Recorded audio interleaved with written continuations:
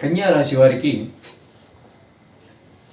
2025 సంవత్సరం జాన్యువరి నెల గోచార ఫలితాలు ఏ విధంగా ఉన్నాయో సశాస్త్రీయ పద్ధతిలో తెలుసుకునేటువంటి ప్రయత్నం చేద్దాం.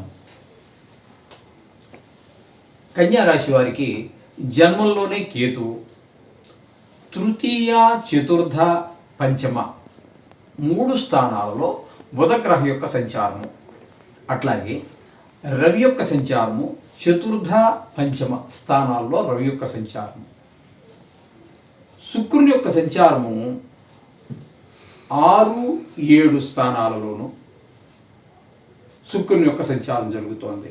అట్లాగే శని యొక్క సంచారము 6వ స్థానంలోను, 7వ స్థానంలో రాహు యొక్క సంచారము, 8వ స్థానంలో గురువు యొక్క సంచారంగా చెప్పుకోవాలి. గురువు 9వ స్థానంలో ఉండి వక్రగతిలో ఉన్న కారణంగా మనం 8వ స్థానంలో ఉన్నట్టుగా మనం చెప్పుకోవాలి. ఇకపోతే ఏకాదశ స్థానంలో కుజుని యొక్క సంచారం జరుగుతున్నది. ఈ విధంగా గోచారం గ్రహాల యొక్క గ్రహచారం ఈ విధంగా జరుగుతున్నది. అయితే జన్మంలో కేతువు యోగించజాలడు. జన్మంలో కేతు యోగించకపోవడం కారణంగా కొంచెం అనారోగ్య సమస్యలు, ఆదాయం తగ్గటము, ఇట్లాంటి కొంచెము కుటుంబ పరిస్థితులు కూడా ఏ విధంగానూ బాగలేకపోవటము, ఇట్లాంటి పరిస్థితులన్నీ కూడా ఇంట్లో పెద్దవారు ఎవరైనా ఉన్నట్టయితే వారి యొక్క ఆరోగ్య విషయంలో కూడా తగు జాగ్రత్తలు తీసుకోవాలి. వాళ్ళ ఆరోగ్య విషయంలో కూడా బాగుండే పరిస్థితులు ఏమీ కనిపించటం లేదు. ఈ విధంగా అయినటువంటి పరిస్థితులన్నీ కొంచెం చెడు ప్రభావాలే ఎక్కువగా చూపిస్తాయి కేతు యొక్క సంచారము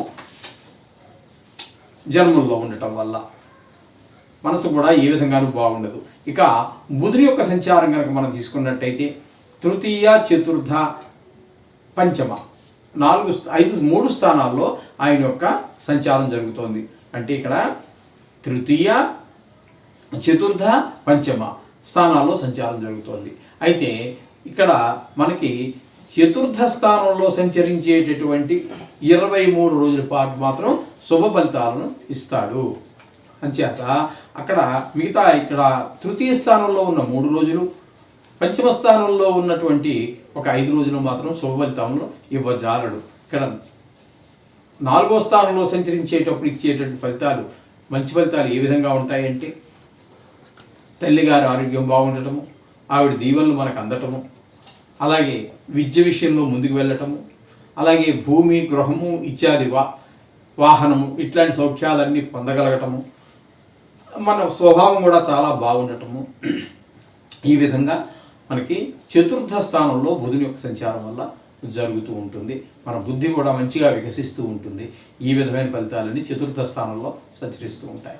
ఇక 3లోను, 5లోను 8 రోజులు మాత్రము శుభ ఫలితమునివ్వదు. 5వ స్థానంలో సంచరించేటటువంటి 5 రోజులు మాత్రం అది కూడా పిల్లల చదువు మీద, ఆరోగ్యాల మీద కొంచెము దెబ్బతీసేటటువంటి అవకాశం గోచరిస్తూ ఉన్నది. ఇకపోతే రవి యొక్క సంచారం తీసుకున్నట్టయితే చతుర్థ, పంచమ స్థానాలలో రవి యొక్క సంచారం జరుగుతోంది. చతుర్థ, పంచమ స్థానాలలో రవి యొక్క సంచారం శుభ ఫలితాలను ఇవ్వజాలదు. ఇందాక మనం ఎట్లయితే చెప్పుకున్నామో అలాగే విద్య విషయంలో కానీ, భూమి విషయంలో కానీ, వ్యాపార విషయాల్లో కానీ కొంచెము మనకి ఇబ్బంది కలిగించేటువంటి పరిస్థితులే రవి వల్ల ఉన్నాయి. ఆరోగ్యం కూడా కొంత క్షీణించడం అంటే కొంచెము చిన్నపాటి జలుబు, దగ్గు, జ్వరాలు వచ్చే అవకాశం ఉంది. అలాగే పంచమ స్థానంలో ఉన్నప్పుడు కూడా పిల్లల ఆరోగ్యం మీద, పిల్లల చదువు మీద కూడా దెబ్బతీసే అవకాశం కనిపిస్తుంది. మొత్తం మీద రవి మాత్రం ఖచ్చితంగా 2 స్థానాలలోనూ కూడా శుభ ఫలితములను ఇవ్వటలేదు ఎవరికి, ఈ కన్యా రాశి వారికి. ఇంకా శుక్రుడే కనుక మనం తీసుకున్నట్టయితే 6, 7 స్థానాల్లో సంచారం చేస్తూ ఉన్నారు. శుక్రుడు 6, 7 స్థానాల్లో 2 స్థానాల్లోనూ కూడా శుభ ఫలితాలు ఇవ్వజాలడు. డబ్బులు చేతికి రాకపోవటము, అప్పులు చేయవలసిన పరిస్థితులు రావటము, అలాగే మనకి శత్రువులందరూ శత్రువులుగా మారటము, అట్లాగే మంచి మిత్రులుగా ఉన్నవాడు కూడా ఎందుకులో కొంచెం మొహం చాటేసుకుంటూ తిరగటము, అలాగే కలహాలు, అపకీర్తి ఇత్యాదులన్నీ కూడా జరిగే అవకాశం మనకి గోచరిస్తూ ఉంది. 6 స్థానంలో 7వ స్థానంలో సంచారం చేసేటప్పుడు భార్యాభర్తల మధ్యన, అలాగే భాగస్వామ్యంలో ఇద్దరు ముగ్గురు కలిసి ఏదైనా వ్యాపారం చేస్తున్నట్టయితే వారి మధ్యన కూడా కొంచెం భేదాభిప్రాయాలు వచ్చే అవకాశం మనకు స్పష్టంగా గోచరిస్తూ ఉంది ఈ శుక్రుని యొక్క ప్రభావం. అంచేత వీరు లలిత కళల్లో ఉన్నటువంటి వారు, సంగీతం కానీ నృత్యం కానీ ఇట్లాంటి వాళ్ళు ఎవరికి రాణింపు కనబడదు. అలాగే సినిమా రంగంలో ఉన్నటువంటి వారికి కానీ, టీవీ రంగంలో ఉన్నటువంటి వారికి కానీ, సోషల్ మీడియాలో ఉన్నటువంటి వారికి కానీ, లేదు మన షేర్ మార్కెట్లో పెట్టుబడి పెట్టేటటువంటి వారికి కానీ ఏ మాత్రమో అనుకూలమైనటువంటి కాలం కాదు ఈ నెల రోజులు కూడా, జనవరి. ఇది మనకి స్పష్టంగా గోచరిస్తూ ఉంది. అలాగే రవి కూడా అనుకూలంగా లేని పరిస్థితి, శుక్రుడు అనుకూలంగా లేనటువంటి పరిస్థితి. కాబట్టి పెట్టుబడులు పెట్టేటప్పుడు ఆలోచించి పెట్టండి, పెట్టకపోవటమే మంచిది, ఈ నెల రోజులు ఆగటమే మంచిది.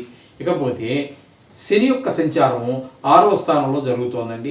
6వ స్థానంలో శని యొక్క సంచారం మాత్రం శుభప్రదమైనటువంటి ఫలితాలన్నీ ఇస్తూ ఉన్నాడు. ఆరోగ్యం బాగుంటుంది, అప్పులు పుడతాయి. అప్పులు పుడుతున్నాయి కదా అని చేయమాకండి. మనకు రావాల్సిన అప్పులు ఏమైనా ఉన్నట్టయితే వసూలు అవుతూ తీసుకోండి. కొత్త రుణాలకి పెద్ద దానికి తీసుకోవడానికి ప్రిఫరెన్స్ ఇవ్వకండి. ఎందుకంటే ఈవేళ తీసుకోవడం బాగానే ఉంటుంది, కానీ మళ్ళీ రేపు మర్నాడు తిరిగి చెల్లించవలసి వచ్చినప్పుడు అనేక ఇబ్బందులు ఏర్పడుతూ ఉంటాయి. మనం ఊహించింది ఒకటవుతూ ఉంటుంది, జరిగేది ఒకటవుతూ ఉంటుంది. అప్పు తీసుకున్నవాడు ఇచ్చిన నోట్లో నుంచి కఠినమైన మాటలు వినిపిస్తూ ఉంటాయి. జీవితంలో చాలా బాధపడవలసినటువంటి మాటలు కూడా విసురుతూ ఉంటారు వాళ్ళు, అప్పులు ఇచ్చేటటువంటి వారు. అందుచేత ఎవరో డబ్బులు ఇస్తున్నారు కదా అని అవసరం అయితేనే, ఇంకా తప్పదు అనుకుంటేనే దానికి ఒక మార్గం ఉంది తీర్చేయటానికి అన్నప్పుడు మాత్రమే అప్పులు తీసుకునే ప్రయత్నం చేయండి. ఇకపోతే రాహు యొక్క సంచారము 7వ స్థానంలో నడుస్తోంది. ఇది కూడా భార్యాభర్తల మధ్యన అన్యోన్యత లోపించడానికి ఒక కారణము. మీ ఆలోచన ధోరణి వేరుగా ఉంటుంది, ఆవిడ ఆలోచన ధోరణి వేరుగా ఉంటుంది. అలాగే మనం ఎవరితోనో కలిసి వ్యాపారం చేస్తున్నాం, వాళ్ళతో పరిస్థితి కూడా అంతే. వాళ్ళ ఆలోచన ధోరణి వేరు. ఇక్కడ మీకు ఏంటంటే భార్య విషయంలో కానీ, పెట్టుబడి విషయంలో కానీ రాహు కానీ, శుక్రుడు కానీ, రవి కానీ అనుకూలించట్లేదు. అంచేత ఎక్కువ గ్రహాలు కొంచెం ప్రతికూలంగానే ఉన్నాయి మనకి. అలాగే గురువు యొక్క సంచారం కూడా మనకి అంత శుభప్రదంగా లేదండి కన్యా రాశి వారికి.